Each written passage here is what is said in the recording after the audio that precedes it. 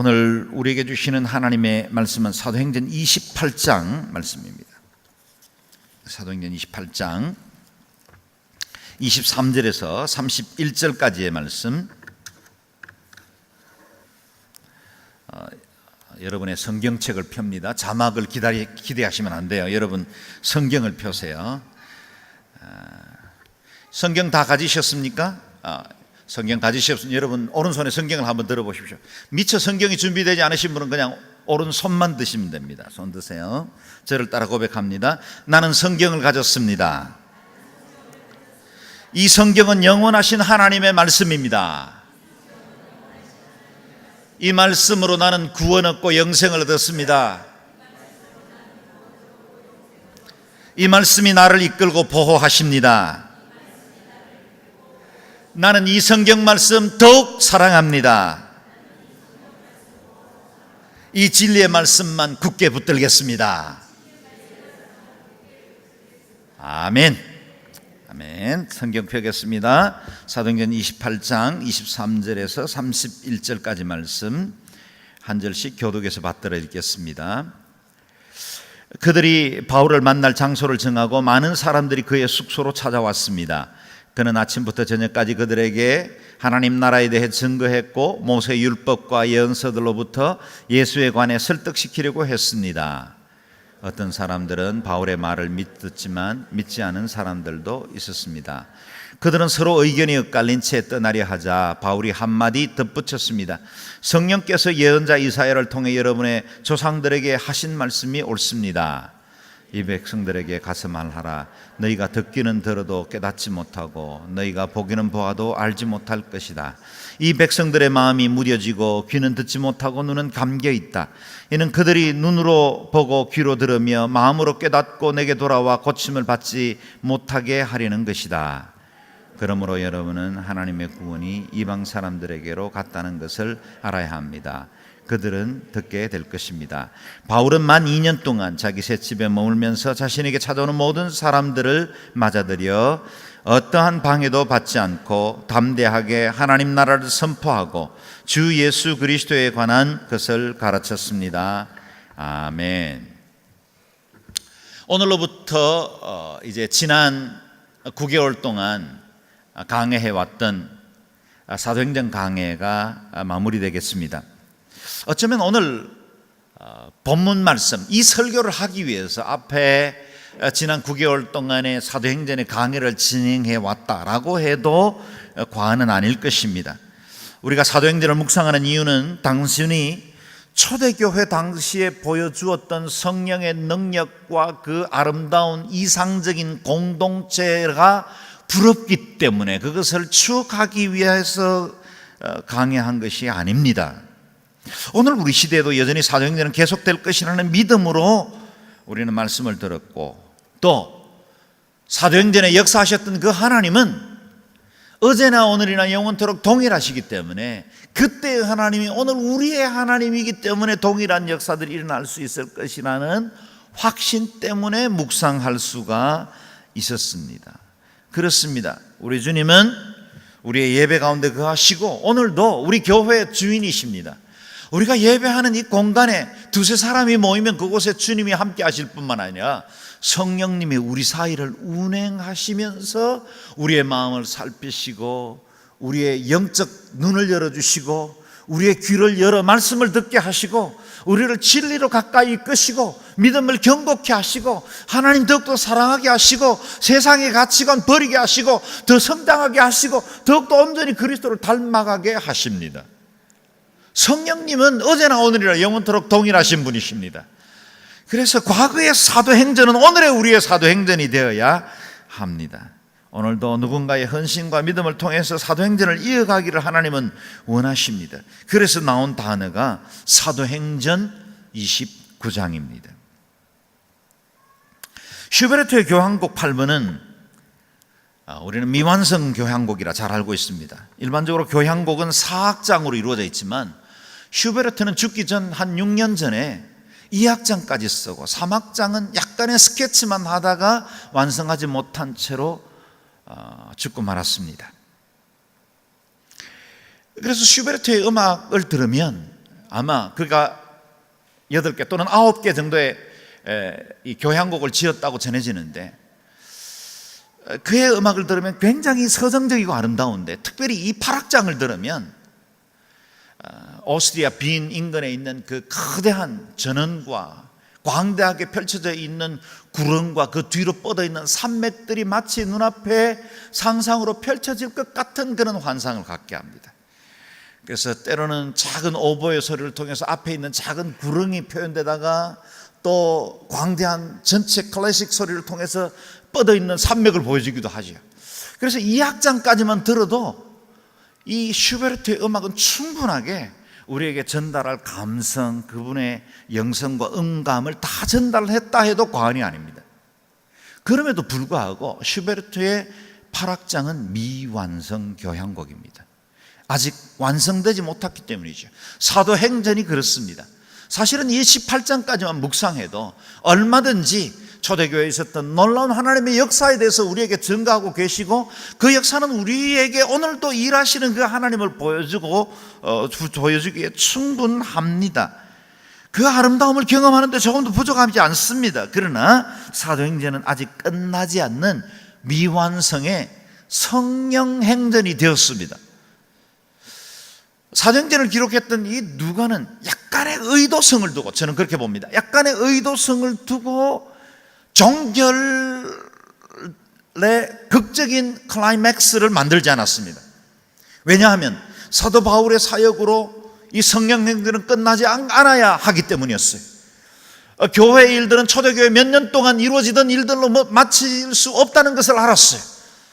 오고 가는 모든 세대들 가운데 하나님의 복음은 전파되어야 하고, 그 교회를 구성하고 있는 모든 교회는 이 비전을 소유해야 한다고 믿었기 때문에 그의 사도행전 28장은 미완성의 성령행전인 것처럼 마무리를 합니다. 사도행전 29장은 오늘의 교회의 대표 비전이기도 합니다. 우리가 액처 29 비전이라고 말하기도 하고, 우리가 예배하는 이 공간을 액처 29 비전 빌리지나 부르기도 하죠. 그러나 사도행전 29장은 오늘의 교회의 전유물일 수는 없습니다. 특정 몇몇 교회들의 슬로건 정도로 남아있고, 오늘의 교회 같이 어떤 새로운 프로그램이나 그리고 한국교회에 영향을 끼치는 좋은 표를 만드는 교회가 붙드는 그런 특정 교회의 전유물로 남을 수 있는 이야기가 아닙니다. 지상에 존재하는 모든 교회들은 사도행전 29장을 이어가도록 부름받았습니다. 지난 2000년의 모든 교회들은 사도행전 29장을 위해 헌신한 믿음의 사람들을 통해서 이어졌고, 앞으로도 다시 오실 그 주님께 사도행전 29장을 써 내려가겠나라고 헌신하는 사람들을 통해서 하나님의 복음은 확장되어 갈 것입니다. 그래서 오늘 본문을 묵상하는 동안에 사도행전 29장 이 미완의 과업을, 미완성의 교향곡을 여러분들이 연주할 수 있기를 바라고, 이 비전이 여러분의 비전이 될 수 있기를 주의 이름으로 축원합니다. 아멘. 몰타섬의 따뜻한 환송을 받은 사도 바울 일행은 드디어 로마에 도착했습니다. 비록 제수의 신분으로 로마에 왔지만 재판을 기다리는 미결수 신분이었기 때문에 비교적 자유로운 활동을 할 수 있었다라는 것을 본문을 통해서 알 수 있습니다. 16절 자막을 통해서 읽어보도록 하겠습니다. 시작. 우리가 로마에 도착했을 때 바울은 자신을 지키는 군인 한 명과 함께 따로 지낼 수 있도록 허락받았습니다. 아멘. 가택 연금 상태로 억류된 것 같습니다. 아마도 사도 바울의 죄질 자체가 무슨 흉악범이거나 아니면 반사회적 행동을 해서 소송을 한 것이 아니고 자신들의 종교적인 견해 차이에서 일어난 문제라는 것을 알았기 때문에, 혹은 황제에게 상소문을 쓸 때 좀 좋은 말들, 그래서 그다지 큰 문제는 아니라는 표현들이 들어있었기 때문에 아마도 감옥에 넣지 않고 자신의 돈으로 셋집을 얻어서 거기 머물면 군사 한 명을 붙여서 그곳에서 지키면서 억류된 가택연금 상태로 머물도록 그렇게 한 것 같습니다. 사도 바울은 이 억류 상태에 있으면서 그를 찾아오는 사람들을 자유롭게 만날 수 있었습니다. 그리고 로마에 있는 유대인들에게 복음을 전하는 일에도 힘을 쏟았습니다. 바울은 사람을 찾아다니면서 복음을 전할 수 없는 연금 상태였습니다. 그렇다고 해서 그의 복음이 제한되지는 않았습니다. 비록 그의 몸은 한 곳에 억류되어 있었지만 복음 전파는 그 집을 뛰어넘어 모든 사람들에게 전해져야만 했습니다. 그래서 그의 가슴을 뛰게 하는 이 복음, 그 생명의 복음 때문에 그는 사람들을 오히려 집으로 초대했고 만나는 사람들마다 복음을 전파할 수 있게 되었다는 겁니다. 이것이 사도행전입니다. 환경 막을 수 없습니다. 걸림돌이 복음을 제한할 수 없습니다. 우리의 육체적인 연약함이나 내 환경의 어려움이 복음을 제한하면 그건 사도행전이 아니에요. 여러분, 우리가 비록 어렵고 힘든 환경을 만난다 할지라도 내 안에 있는 복음, 그 본질의 능력이 내 삶을 꿈틀거리게 하고 움직이기 때문에 그 환경을 뛰어넘는 파워로 하나님의 나라와 복음을 위해서 헌신하고 주의 나라와 교회를 위해서 충성하는 것, 그것이 복음의 능력이고 그것이 사도행전적 삶입니다. 사도 바울은 로마에 살고 있는 유다의 디아스포라 지도자들에게 자신의 셋집에 초대해서 복음을 전하기 시작합니다. 23절을 읽습니다. 여러분의 성경입니다. 읽겠습니다. 그들이 바울을 만날 날짜를 정하고 많은 사람들이 그의 숙소를 찾아왔습니다. 그는 아침부터 저녁까지 그들에게 하나님 나라에 대해 증거했고 모세의 율법과 예언서들로부터 예수에 관해 설득시키려고 했습니다. 아멘. 아침부터 저녁까지 그야말로 쉬지 않고 사람들을 만나 복음을 전파했습니다. 환경은 그를 묶어둘 수 있었지만 환경이 복음을 묶을 수는 없었던 것입니다. 바울이 전한 복음의 핵심은 무엇입니까? 하나님의 나라였습니다. 예수님께서 이 땅에 공생애를 시작하시면서 첫 번째 선포하셨던 일성이 회개하라, 하나님의 나라가 가까이 왔느니라. 예수 그리스도께서 이 땅에 오신 목적이 하나님의 나라였어요. 그래서 사도 바울의 복음의 중심 주제도 하나님의 나라였습니다. 그 하나님의 나라가 모세의 율법과 예언자들을 관통해서 예수 그리스도 안에서 완성되었다는 사실을 유대 지도자들에게 전했어요. 적어도 유대인들은 모세의 율법과 예언자들의 말씀, 구약 성경을 잘 알고 있었어요. 그들은 메시아를 대망하고 있었어요. 그냥 단순히 로마 정부에서 해방시키는 정치적인 메시아라는 착각도 있었지만, 그러나 그들은 언젠가는 메시아가 와서 이스라엘을 회복시키고 진정한 샬롬, 무화과 나무 아래서 율법을 엎조리며 아무런 외적의 침입이나 위협을 당하지 아니하고 풍부한 양식과 그리고 들판에 뛰노는 모든 목축들의 그 풍성한 꼴들을 통해서 누리는 그 부요함, 그것을 누리는 샬롬을 누릴 수 있는 메시아 시대를 대망하고 또 기다렸어요. 여러분, 그리스도를 기다린 건 그냥 이 인류만 기다린 게 아니라 유대인들도 특별하게 그들 안에 구약 성경에 율법서에 성문서에 시가서에 기록된 많은 말씀들을 통해서 예수님의 예언된 말씀들을 기다리고 있었어요.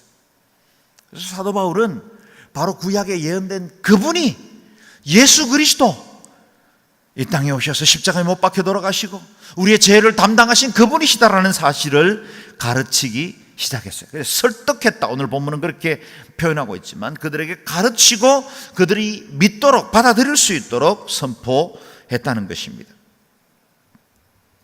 예수 그리스도, 그분은 하나님의 나라의 중심 주제이죠. 왜 우리가 예수님을 믿을 때 영생을 얻을 수 있습니까? 예수님께서 천국의 주인이시고 그 천국의 영원한 삶을 다스리시는 분이기 때문에 예수님을 우리 마음속에 모시는 순간 그분의 영생도 그분의 하나님 나라도 우리 속에 들어옵니다. 그래서 제 예수님을 모시기만 하면 하나님의 그 모든 영적 자원들이 우리의 것이 됩니다. 할렐루야. 그래서 우리가 예수님의 이름으로 기도하고 예수님께 기도하고 예수님을 바라보고 예수 그리스도를 우리의 삶의 주인으로 삼습니다. 그래서 우리가 믿는 종교를 기독교, 그리스도교라 그렇게 부르는 것입니다. 그런데 이러한 바울의 복음을 듣고 모든 사람들이 예수를 믿었습니까? 그렇지는 않았다는 겁니다. 24절 성경에서 같이 읽겠습니다. 어떤 사람들은 바울의 말을 믿었지만 믿지 않은 사람들도 있었습니다. 믿은 사람들도 있었지만 믿지 않는 사람들도 있었다는 겁니다. 여러분, 믿은 사람들이 더 많았을까요? 믿지 않았던 사람들이 더 많았을까요? 안타깝게도 믿지 않은 사람들이 더 많았다는 겁니다. 사도 바울이 그동안 1, 2, 3차 복음 전도 여행을 통해서 가는 곳곳마다 복음을 전했을 때도 역시 비슷한 비율로 복음에 반응하는 사람들의 결과들이 여기 로마에서도 드러났을 겁니다. 어떤 사람들은 받아들입니다. 어떤 사람들은 거절합니다. 지금 인류의 3분의 1, 약 33억 정도는 예수 그리스도가 구주라는 사실을 믿고, 나미널 크리스천들도 있지만 약간 왜곡된 교리를 가지고 있는 기독교인들도 있지만 어쨌든 그들은 그리스도를 구주로 믿습니다. 그러나 아직도 3분의 2의 사람들은 예수 그리스도에 대해서 거절하거나 아니면 그리스도가 누구이신지조차도 알지 못하는 채로 살아가고 있습니다. 그러고 보면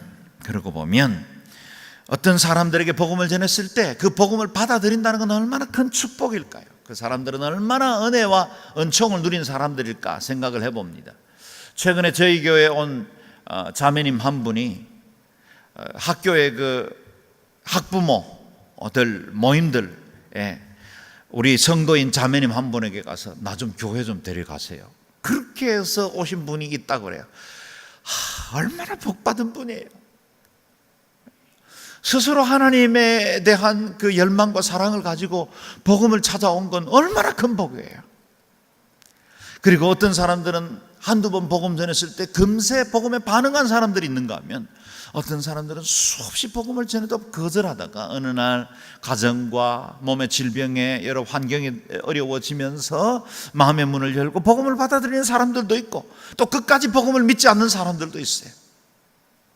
세상에는 복음을 믿지 않은 사람들이 더 많습니다. 받아들이지 않은 사람이 많아요. 정말 안타까운 일이죠. 안타깝습니다. 그러나 동시에 그들이 받아들이든지 받아들이지 않든지 우리에게 주어진 사명은 뭐냐는 거예요. 사도 바울이 마치 때를 얻든지 못 얻든지 복음을 전파했던 것처럼 우리도 하나님이 우리에게 주신 그 복음의 기회를 가지고 최선을 다해서 하나님의 복음을 전파하는 일에 힘을 쏟아야 합니다. 그 결과 때문에 실망하지는 마십시오. 씨 뿌리는 이가 있고 물 주는 이가 있지만 자라나게 하시는 분은 오직 하나님이십니다. 주님이 책임지십니다. 복음의 사역에 대한 결과는 하나님이 책임지세요. 복음 전하는 건 우리의 사명이에요. 우리가 또한 복음 전파에 더욱 담대할 수 있는 이유는 복음 전파한 이후에 그 모든 결과들을 하나님이 주관하신다는 사실입니다. 25절에서 27절 여러분의 성경을 통해 같이 읽겠습니다. 시작. 그들이 서로 의견이 엇갈린 채 떠나려 하자 바울이 덧붙였습니다. 성령께서 예언자 이사야를 통해 여러분이 조상들에게 하신 말씀이 옳습니다. 이 백성들에게 가서 말하라. 너희가 듣기는 들어도 깨닫지 못하고 너희가 보기는 보아도 알지 못할 것이다. 이 백성들의 마음이 무뎌지고 귀는 듣지 못하고 눈은 감겨있다. 이는 그들이 눈으로 보고 귀로 들으며 마음으로 깨닫고 내게 돌아와 고침을 받지 못하게 하려는 것이다. 아멘. 이 유명한 말씀, 어떤 사람들에게는 복음이 전해지지만 안 들린다는 거예요.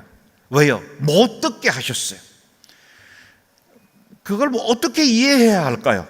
쉽지는 않습니다. 그래서 어떤 사람들에게는 이미 구원의 복음이 예정됐기 때문에 복음이 들리는 거예요. 그러나 어떤 사람들에게는 복음이 예정되지 않은 사람이기 때문에 복음 들을 수 있는 기회가 있었지만 복음 자체가 들려지지 않을 수도 있습니다.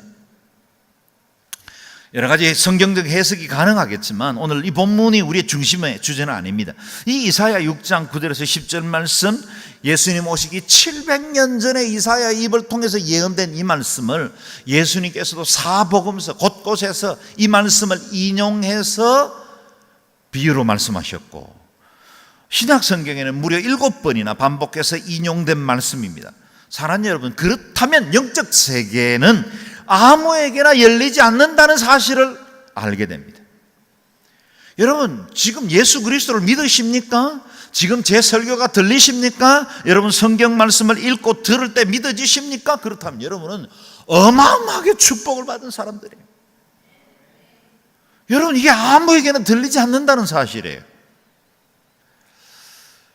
어떤 사람은 듣기는 들어도 깨닫지 못하고 보기는 보아도 알지 못합니다. 우리에게는 이렇게 보배로우신 예수님, 내 생명이라도 들을 수 있을 만한 이 가치 있는 이 복음을 어떤 사람들은 무가치하고 쓸데없는 것으로 여깁니다. 저와 여러분 얼마나 복받은 사람들입니까? 할렐루야. 이 복, 이 은혜, 이 은혜로 우리가 선택받았고 여기까지 믿음 생활하게 됐고 구원받았습니다. 먼저 구원받은 사람들의 책임은 뭡니까? 아직도 이 소식 알지 못하고 믿지 못하는 사람들에게 전파하는 겁니다. 그들이 받아들이고 받아들이지 않는 것은 하나님이 주도하실 거예요. 예정론, 특정 교단의 교리이기 때문에 모르겠어요. 그것이 사실인지 예지 예정이 맞는지 자유의지가 맞는지 그것도 모르겠어요. 저는 교리적으로는 얼마든지 설명할 수 있어요. 그러나 구원에 관해서는 하나님의 영역에 달려 있어요. 그러나 분명한 건 있어요. 구원받은 우리는 엄청난 은혜를 누렸어요. 또 한 가지, 구원받은 우리는 전해야 할 사명을 가지고 있어요. 28절에 그 이유를 발견할 수 있습니다. 같이 읽겠습니다. 시작. 그러므로 여러분은 하나님의 구원이 이방 사람에게로 갔다는 것을 알아야 합니다. 그들은 듣게 될 것입니다. 아멘. 하나님의 구원이 이방 사람에게 갔다 그랬습니다. 누구에게로 갔습니까? 우리에게로 왔어요. 우리에게로. 이 이방 사람들이 우리거든요. 그렇다면 하나님이 유대인들은 포기하셨다는 말입니까? 그렇지는 않아요. 로마서 9장에서 11장에 보면 하나님께서 결코 유대인들을 포기하지 않으셨다는 사실을 말씀하고 있어요. 어떻게 언약을 가진 백성을 포기할 수 있겠어요? 예수 그리스도의 혈통을 가졌고 참 감람나무인 유대인을 포기할 수 있겠어요? 그러나 분명한 건 그들이 유대인이라 할지라도 이방인이라 할지라도 분명한 건 그리스도를 거절하면 구원이 없습니다.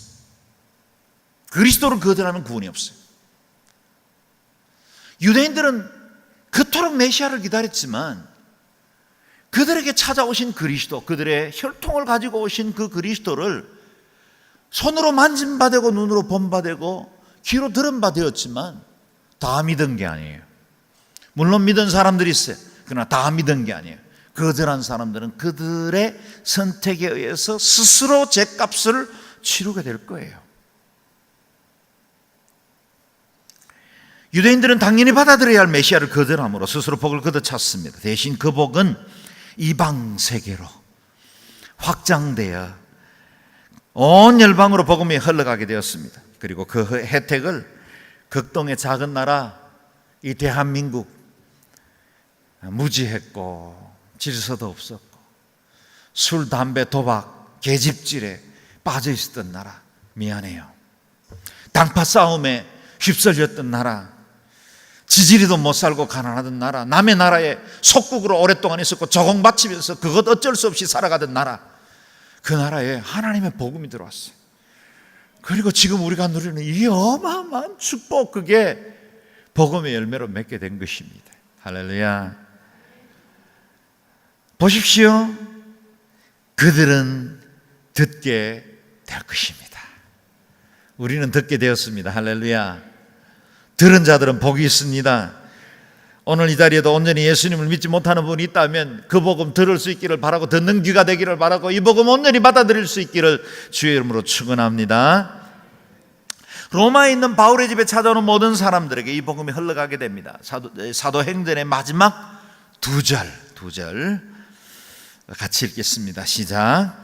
바울은 만 2년 동안 자기 셋집에 머물면서 자기에게 찾아오는 모든 사람들을 맞아들여 어떤 방해도 받지 않고 담대하게 하나님 나라를 선포하고 주 예수 그리스도에 관한 것을 가르쳤습니다. 아멘. 어떤 이유에 있는지는 모르겠지만 바울은 재판이 계속 연기되어 2년 동안 이 셋집에 머물러야만 했습니다. 정식 재판도 제대로 받지 못했던 것 같습니다. 아마도 유대인들이 황제 가이사에게 항소할 만한, 고발할 만한 적절한 죄목을 찾아내지 못했기 때문에 아무도 그 법정의 증인으로 나서려고 하지 않았기 때문이다 라는 그런 이론을 볼 수 있습니다.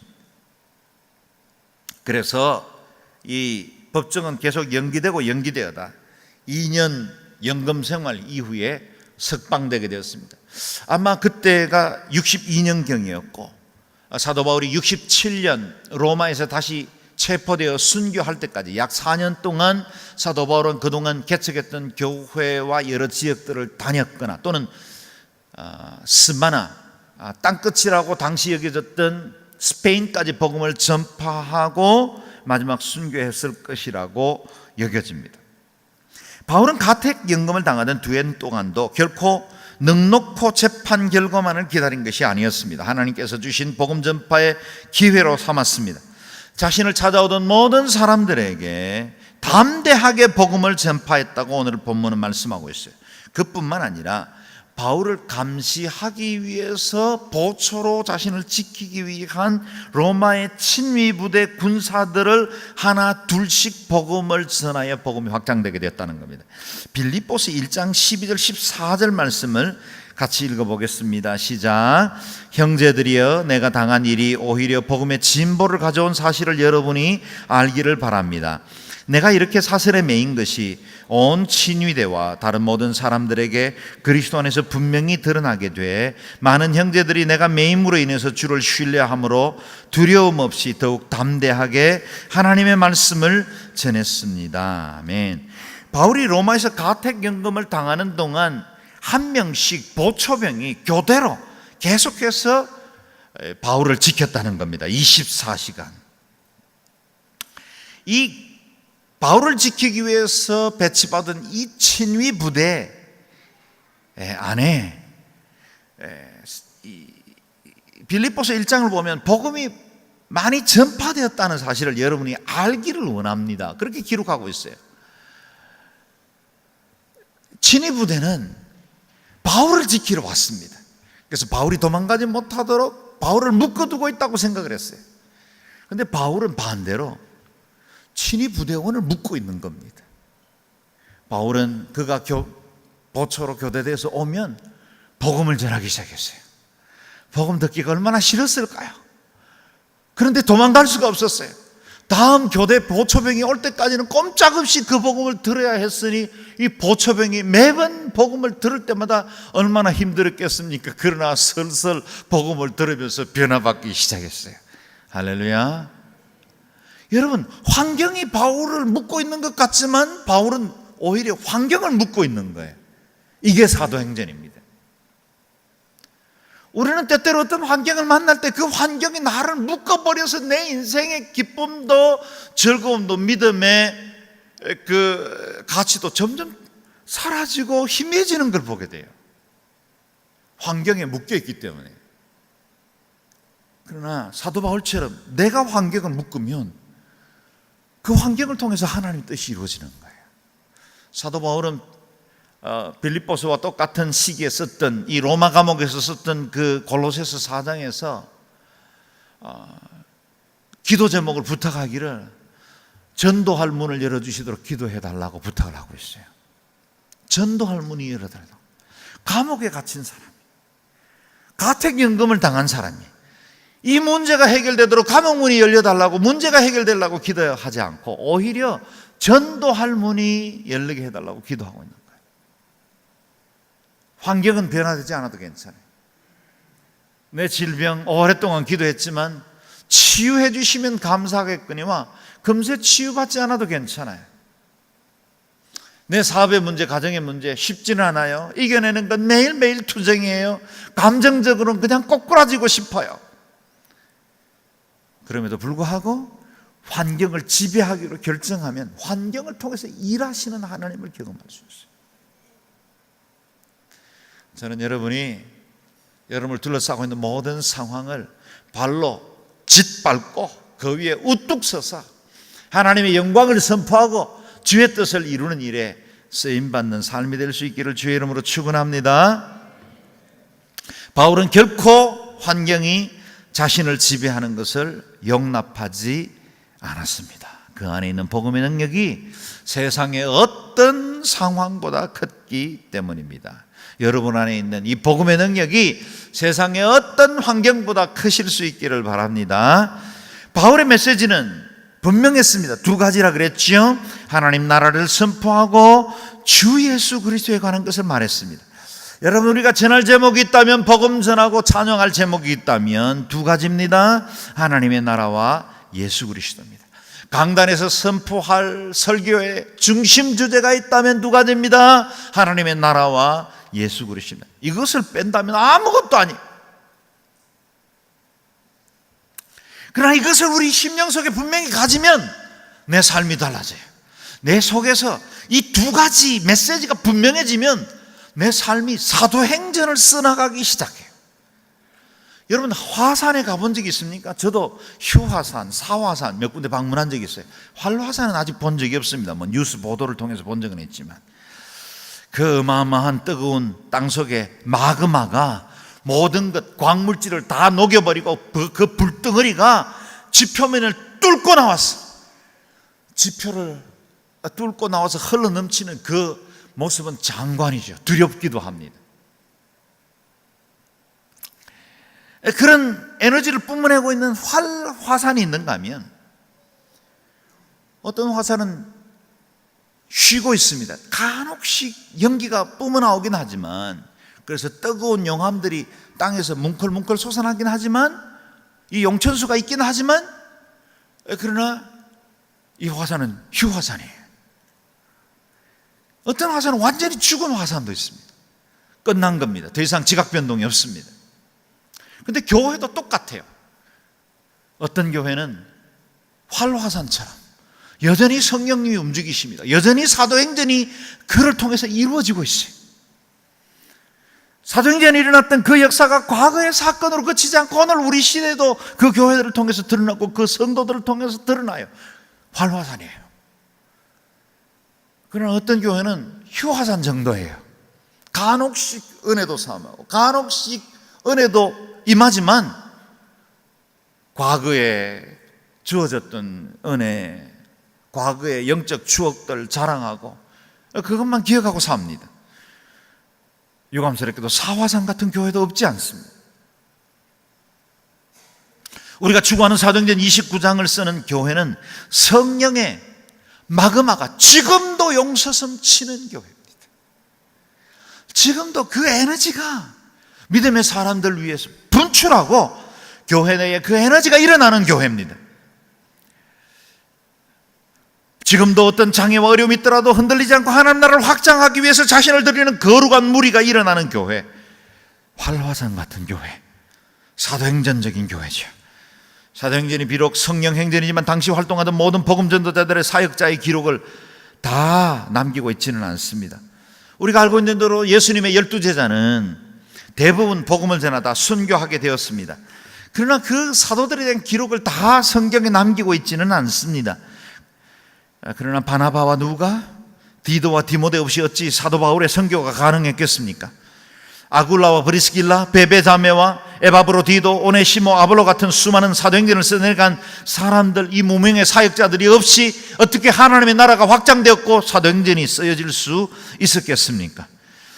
사도 바울도 죽고 성경 속 사역자들도 이 땅을 떠났지만 그 복음을 가진 속 사도들이 일어났고, 그들을 통해서 세례받고 변화받아 하나님의 복음을 가진 성도들이 일어났고, 교부 시대의 주의 지도자들이 일어났고, 수도원 운동이 일어났고, 중세 그 암흑의 시대에도 경건주의들이 일어났고, 그리고 선교운동이 일어났고, 복음주의 운동이 일어났고, 개혁운동이 일어났고, 종교개혁이 있었고, 또한 오늘날의 이와 같은 선교운동이 일어났고, 2000년 교회 역사를 보면 계속해서 하나님은 복음의 파도를 일으킵니다.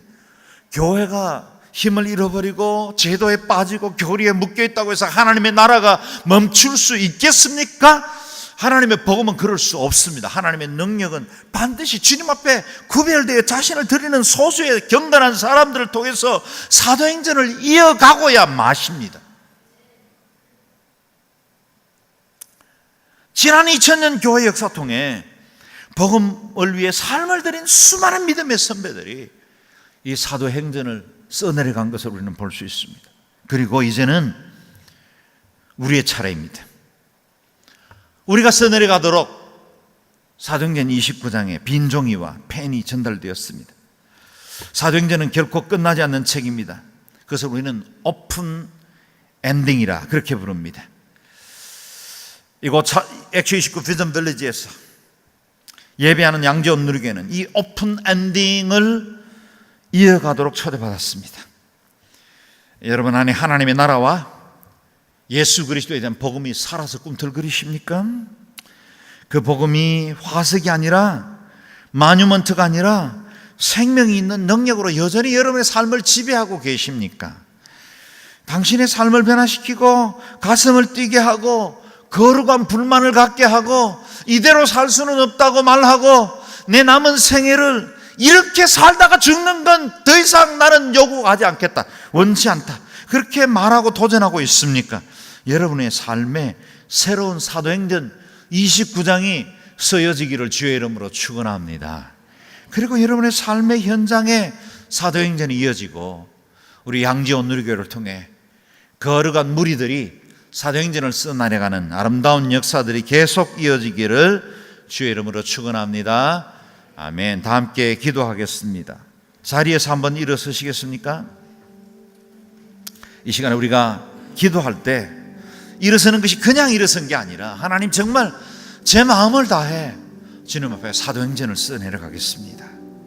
내 삶의 현장에서 내 안에 있는 이 복음의 능력이 마그마와 같이 활화산처럼 분출되게 해주시고 내 삶을 변화시키게 하여 주시고 내 인생을 하나님 기뻐하시는 복음과 하나님 나라를 향하여 이끌어 나가게 하시고 이 복음을 써내려가는 사도행전의 역사가 되게 도와주시옵소서. 이 시간에 주님의 이름을 한번 간절히 부르고 통성으로 기도하겠습니다.